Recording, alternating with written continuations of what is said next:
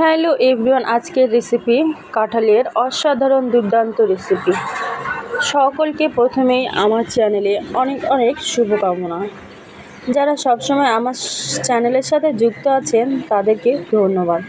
দেখতেই পাচ্ছেন, যেহেতু গ্রীষ্মকাল, তো গ্রীষ্মকালের সবজি হিসেবে কাঁঠালটা কিন্তু খুব দারুণ লাগে। যেহেতু কাঁঠাল এখনও পরিপক্ক হয়ে বড় হয়নি, সেহেতু নিয়ে নিয়েছে কাঁঠাল।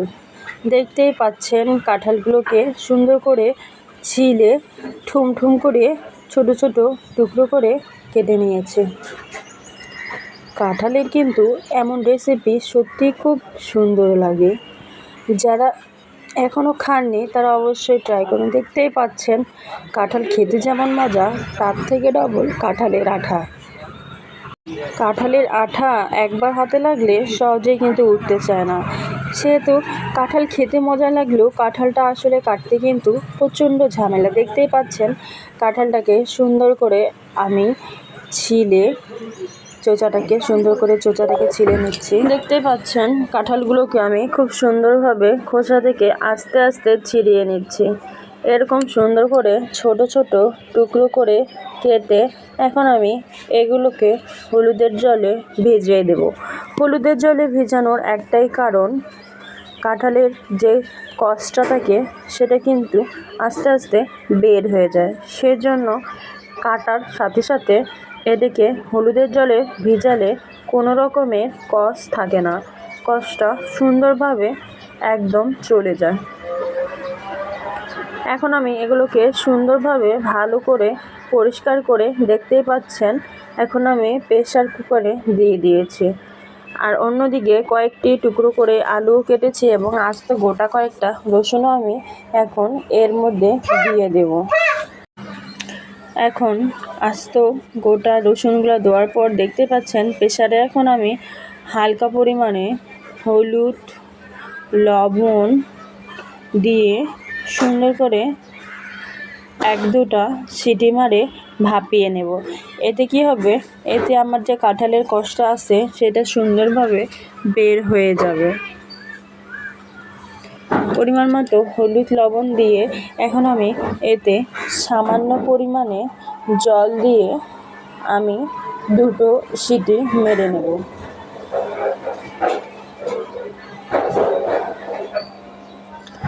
যারা কখনোই কাঁঠালের তরকারি মুখেও দেন নাই, কিংবা শুনলেই একটা কেমন ভাব করেন যে কাঁঠালের ফের আবার তরকারি হয়, শুধুমাত্র তাদের জন্যই আজকের আমার এই রেসিপিটি। এখন আমি এটাকে সুন্দরভাবে ঢাকনা দিয়ে ঢেকে 2টো সিটির জন্য রেখে দেব।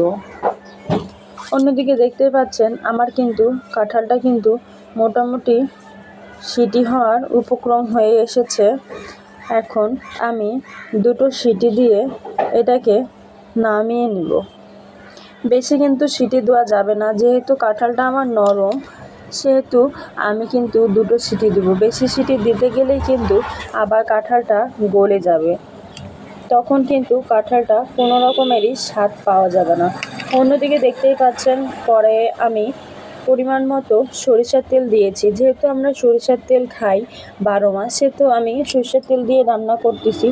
আপনারা যে তেল খান সেই তেল ব্যবহার করতে পারেন। অন্যদিকে বেশ কিছু পেঁয়াজ কুচি, 2টো তেজপাতা, কয়েকটি কাঁচা লঙ্কা এখন আমি তেলের মধ্যে দিয়ে হালকা লাল লাল করে ভেজে নেব। এখন আমি এগুলোকে সুন্দরভাবে নেড়েচেড়ে হালকা লাল লাল করে ভেজে নেব। যেহেতু সরষের তেল, সেহেতু কিন্তু তেল থেকে একটু ফেনা বের হয়। সেহেতু দেখতেই পাচ্ছেন তেল থেকে কি পরিমাণ একটা ফেনা বের হয়েছে। অন্যদিকে পেঁয়াজটা কিন্তু আমার মোটামুটি এই যে লাল একটা ভাজা হয়ে গেছে। এখন আমি এতে আগে থেকে বেটে রাখা কিছু মশলা দিয়ে দেবো। এখন এতে আমি আদা বাটা, রসুন পেঁয়াজ বাটা এবং জিরা বাটা, শুকনো লঙ্কা গুঁড়ো ও কিছু পরিমাণে হলুদ দিয়ে এখন আমি জলের সাহায্যে মশলাগুলোকে সুন্দরভাবে ভালো করে কষিয়ে নেব। জল দিয়ে কষলে মশলার যে একটা গন্ধ আছে সেটা কিন্তু একেবারেই থাকে না এবং মশলাটা খুব সুন্দরভাবে লাল লাল করে ভাজা হয়। সেজন্য আমি সবসময়ই চেষ্টা করি মশলাটাকে ভালোভাবে জলের সাহায্যে কষিয়ে নিতে এবং লাল লাল করে ভাজে নিতে।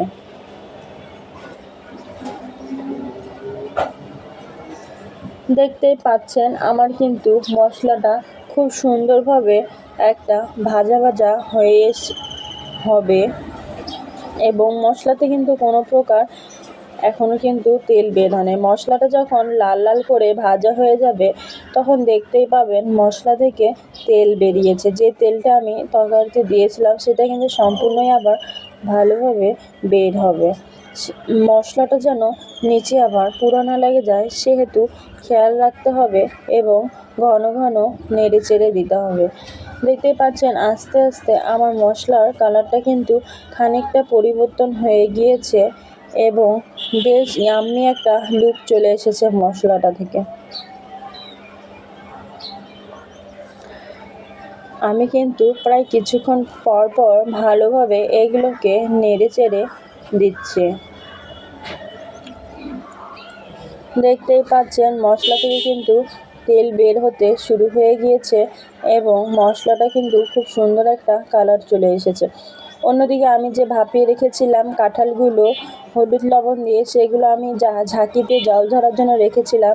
এখন সেই মশলা ভাজার মধ্যে এখন আমি সেই কাঁঠালের টুকরোগুলো দিয়ে দিলাম। দিয়ে এখন আমি সুন্দর করে এগুলোকে আস্তে আস্তে ভালোভাবে নেড়ে চেড়ে দেবো যেন কাঁঠালগুলোর সাথে মশলাগুলো খুব সুন্দরভাবে ভালোভাবে মিক্সড হয়ে যায়।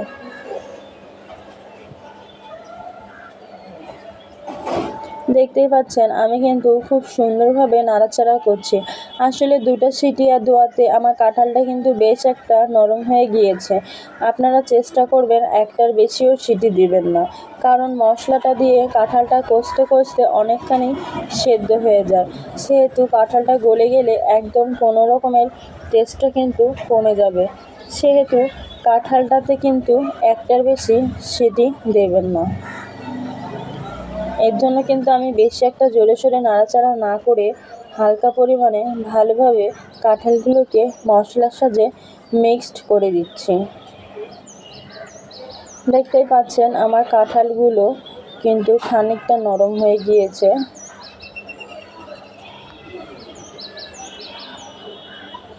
এখন আমি এগুলোকে সুন্দরভাবে নাড়াচাড়া করার পরে এখন দেখতেই পাচ্ছেন কাঁঠালটা, যারা কখনোই কাঁঠালের তরকারি মুখেও দেন নাই তাদের জন্যই শুধুমাত্র আজকের আমার এই রেসিপিটি।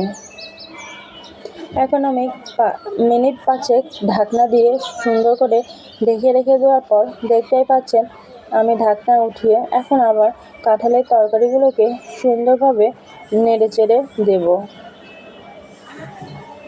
কোনোভাবেই যেন নিচে লেগে না যায় সেদিকে খেয়াল রাখতে হবে। লেগে গেলে কিন্তু পুরো একটা ফ্লেভার চলে আসবে, তখন কাঁঠালের যে স্বাদটা আছে সেটা একেবারেই নষ্ট হয়ে যাবে। সেহেতু মনে রাখতে হবে লো আঁচে এবং ঘন ঘন নাড়াচাড়া করতে হবে যেন কাঁঠালটা নিচে কোনোভাবেই লেগে না যায়।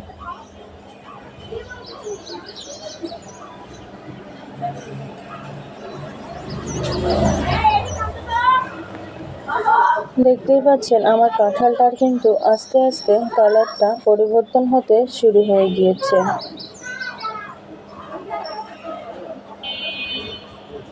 কাঁঠালটার রঙটা অনেকটাই পরিবর্তন হয়ে গেছে। এখন আমি আবার 5 মিনিট আবার ঢাকনা দিয়ে ঢেকে রাখার পর আবার এটাকে সুন্দর করে উঠিয়ে দিয়েছি। ধীরে ধীরে কিন্তু এটা হালকা লাল লাল করে ভাজা হয়ে যাচ্ছে। মশলার সাহায্যে আমি কাঁঠালটাকে সুন্দর করে কষিয়ে নিচ্ছি।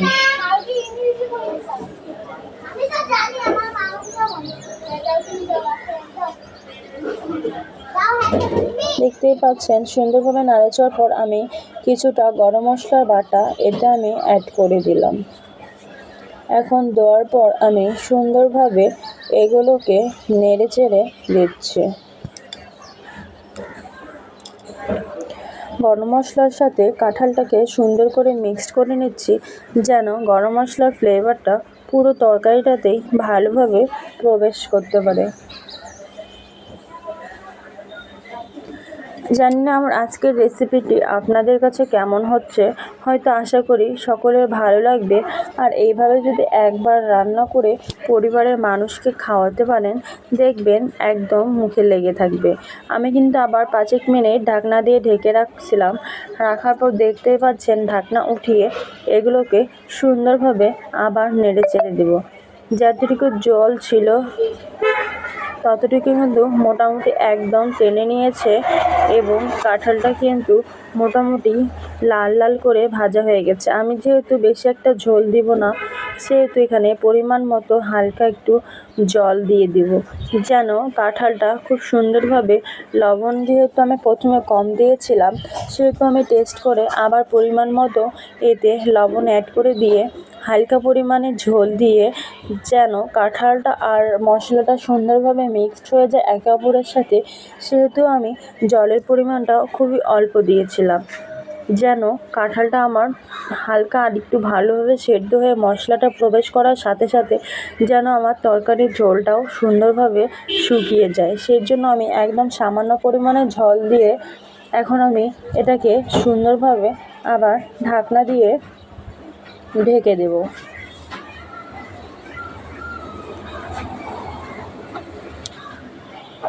আমি কিন্তু এখন আবার মিনিট 5-এর জন্য আবার ঢাকনা দিয়ে ঢেকে রেখেছিলাম। রাখার পর কিন্তু আবার দেখতেই পাচ্ছেন ঢাকনা দিয়ে ওঠানোর পর যে আমি যে ঝোলটা দিয়েছিলাম সেটা কিন্তু ফুটতে শুরু হয়ে গেছে এবং টানা শুরু হয়ে গেছে। আমি কিন্তু আলতোভাবে এগুলোকে খুব সুন্দরভাবে নেড়ে চেড়ে দিচ্ছি, যেন নিচে কোনোভাবে লেগে না যায়। আর নিচে লেগে গেলে তো বুঝছেনই, তরকারিটার যে ফ্লেভারটা আছে সেটা তো একেবারে নষ্ট হয়েই যাবে, খেতেও কিন্তু খুব একটা ভালো লাগবে না। তাই সতর্কতার সাথে এগুলোকে ভালোভাবে নেড়ে চেড়ে রান্না করার চেষ্টা করুন। আমি কিন্তু আবার মিনিট 5-এর জন্য ঢাকনা দিয়ে এগুলোকে আবার সুন্দর করে ঢেকে দিয়েছিলাম। ঢাকনা ওঠানোর পরে আমার ঝোলটা কিন্তু প্রায় শুকিয়ে এসেছে। আমি এগুলোকে একেবারে গা মাখা করেই রাখবো, যেহেতু কাঁঠাল, এটাতে ঝোল রাখলে একেবারে কাঁঠালের ফ্লেভারটা এবং টেস্টটা পর্যাপ্ত পরিমাণে পাওয়া যাবে না। সেজন্য এগুলোকে সুন্দর করে মশলার সাহায্যে একদম মাখা করাটাই বেস্ট হবে এবং খেতেও একটা খুব দুর্দান্ত লাগবে।